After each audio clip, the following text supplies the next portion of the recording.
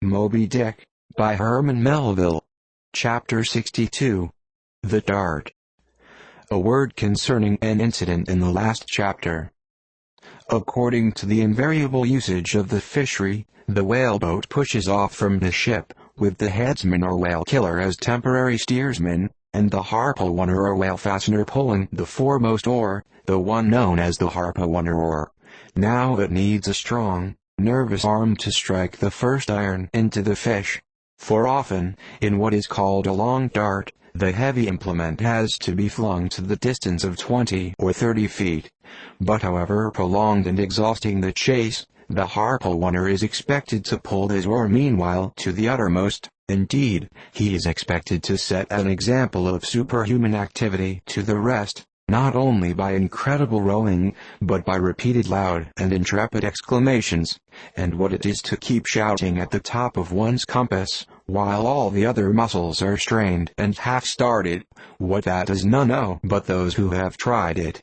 For one, I cannot bawl very heartily and work very recklessly at one and the same time.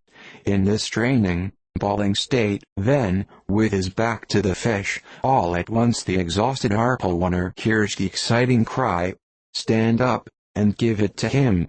He now has to drop and secure his oar, turn round on his center halfway, seize his harpoon from the crotch, and with what little strength may remain, he essays to pitch it somehow into the whale. No wonder, taking the whole fleet of whalemen in a body, that out of 50 fair chances for a dart, not 5 are successful. No wonder that so many hapless harpooneers are madly cursed and death-rated. No wonder that some of them actually burst their blood vessels in the boat. No wonder that some sperm whalemen are absent 4 years with 4 barrels. No wonder that to many ship owners, whaling is but a losing concern, for it is the harpooneer that makes the voyage. And if you take the breath out of his body, how can you expect to find it there when most wanted?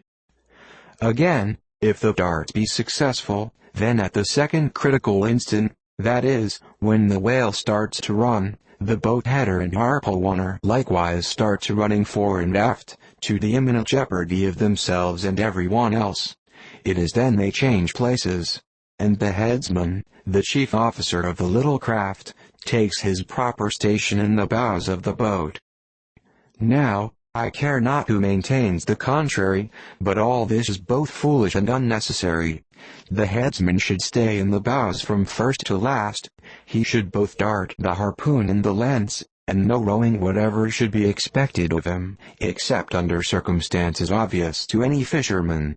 I know that this would sometimes involve a slight loss of speed in the chase, but long experience in various whalemen of more than one nation has convinced me that in the vast majority of failures in the fishery, it has not by any means been so much the speed of the whale as the before described exhaustion of the harpooneer that has caused them. To ensure the greatest efficiency in the dart, the harpooneers of this world must start to their feet from out of idleness, and not from out of toil.